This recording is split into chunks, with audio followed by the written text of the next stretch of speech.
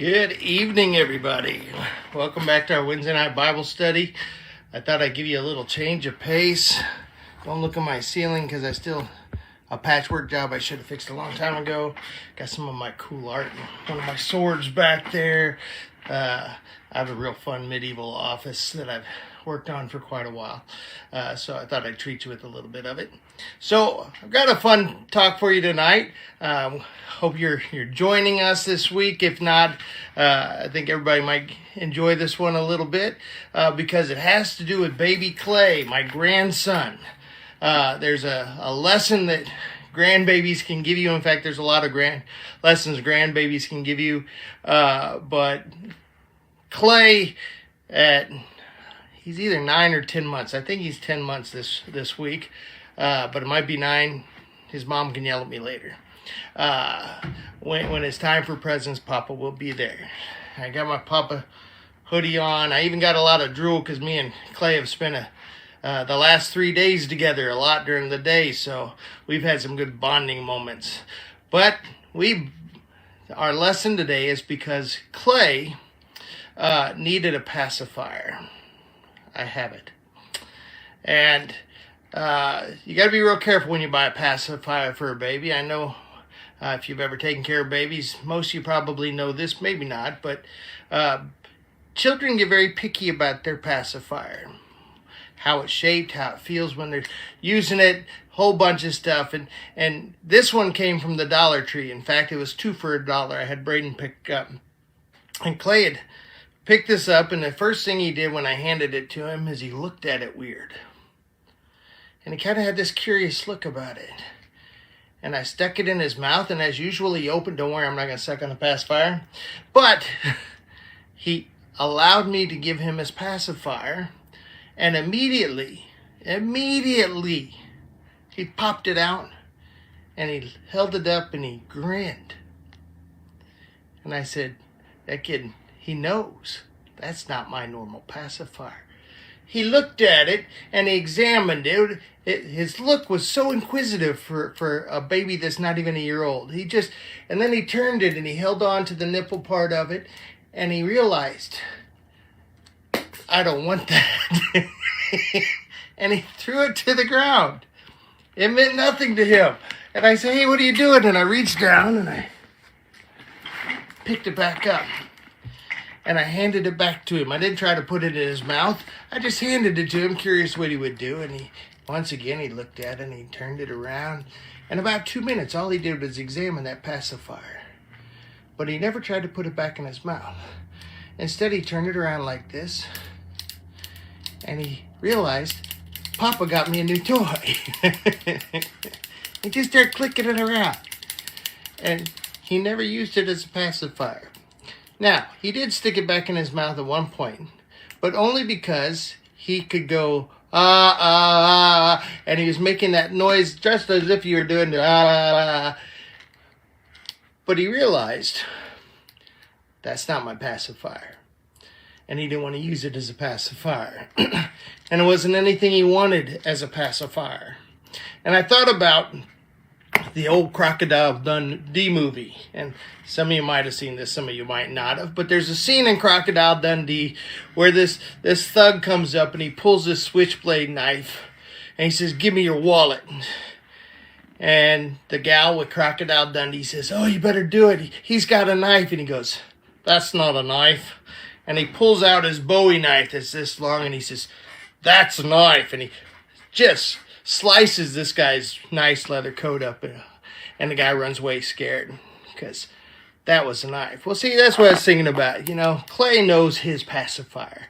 And when you try and bring him some cheap imitation pacifier, he goes, that's not my pacifier. Well, when we look at the Bible, we see that God is a God that does not share power with anyone.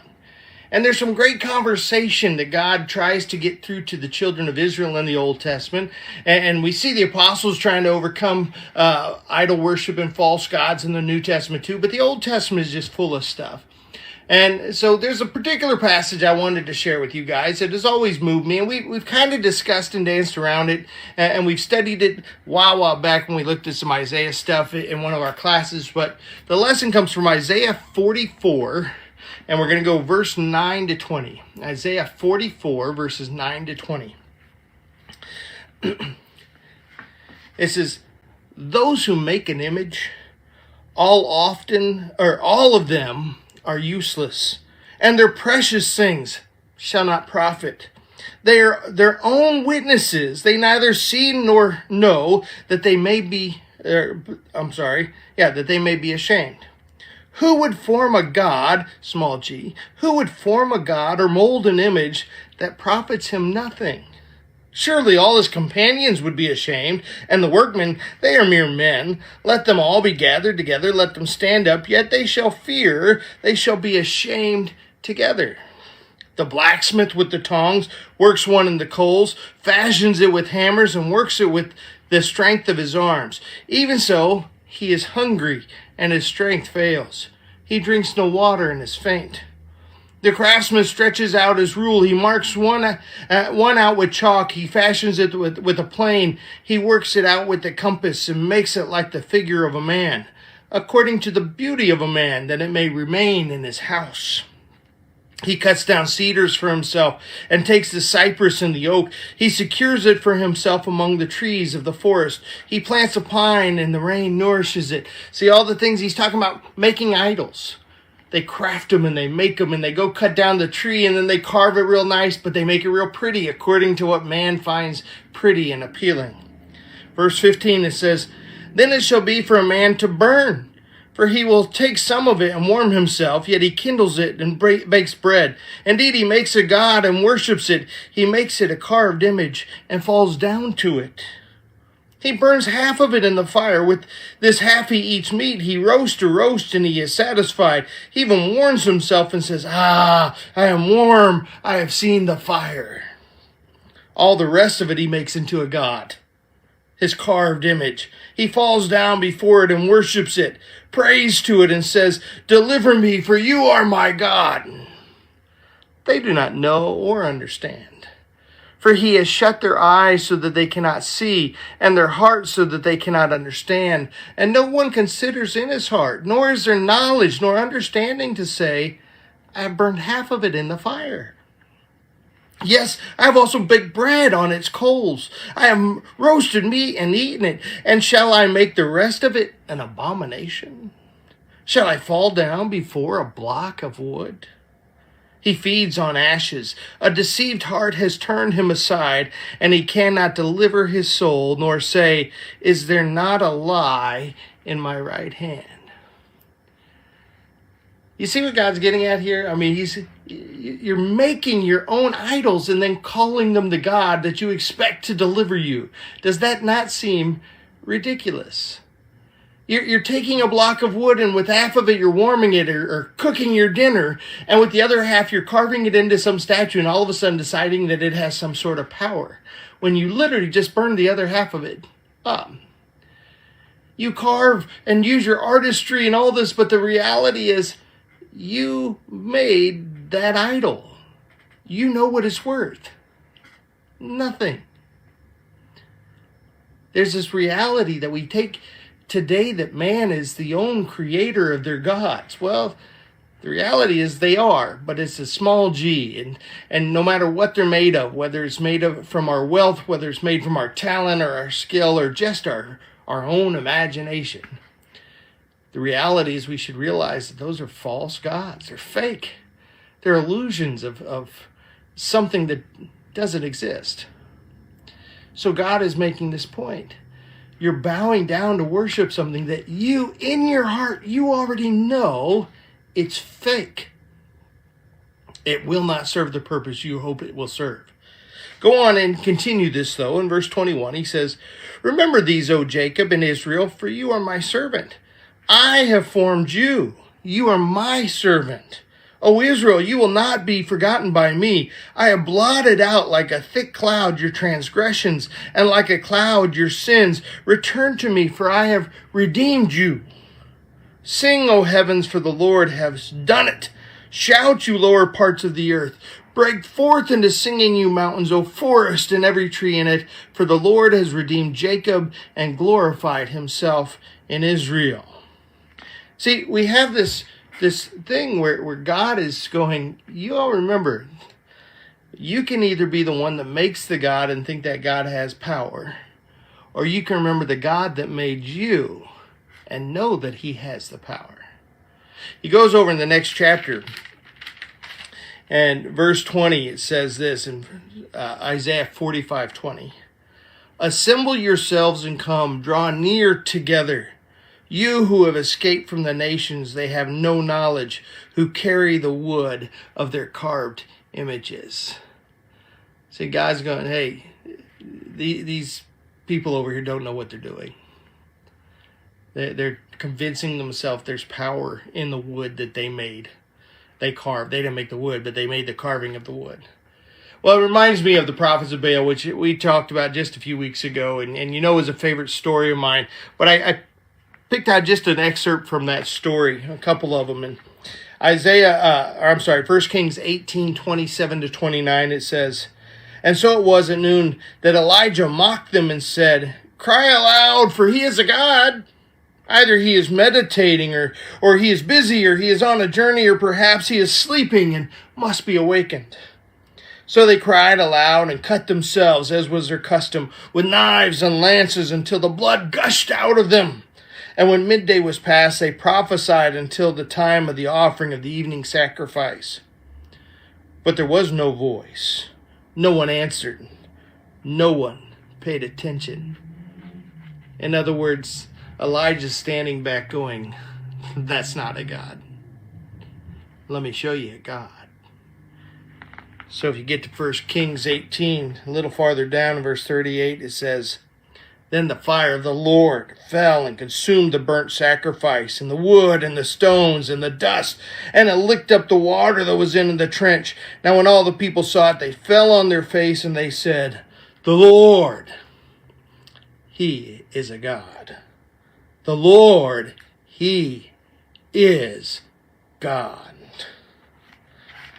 You see, we have this thing today where we keep trying to convince ourselves that something man-made or woman-made, it doesn't matter, something worldly and earthly has the power to take the place of the Almighty.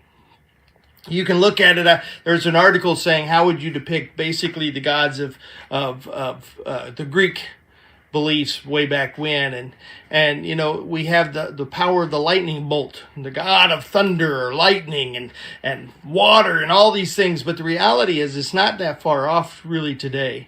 What is technology if not power? You know, we have this God of the stars, right? We're trying to believe that if we can get off of this planet before it destroys us, we can make it to some other planet and it will be our savior. No, it won't. Because there is no other God. There is no other savior than Jesus Christ. There is no other deity out there that is going to deliver mankind, because they didn't make mankind. And we need to start putting our faith in the one true God. We need to start analyzing our life and saying, what kind of things have I put as a priority over the God of my life? Too many people out there being convinced that something else is going to solve all of their problems. Too many ideas out there that supposedly man has come up with that will make us happy and give meaning to our life. They're just chunks of wood that, when thrown in the fire, burn and become ash. It's not the answer. It's not the secret. The truth is, we know. In our heart, we all know. We were talking again today, and I know I've said it before, and the elders and ministers had a meeting tonight, and we were talking about, is there really an atheist out there? I don't believe so. I believe people convince themselves that there might not be a God, but all in all, we all know better. We know there's one.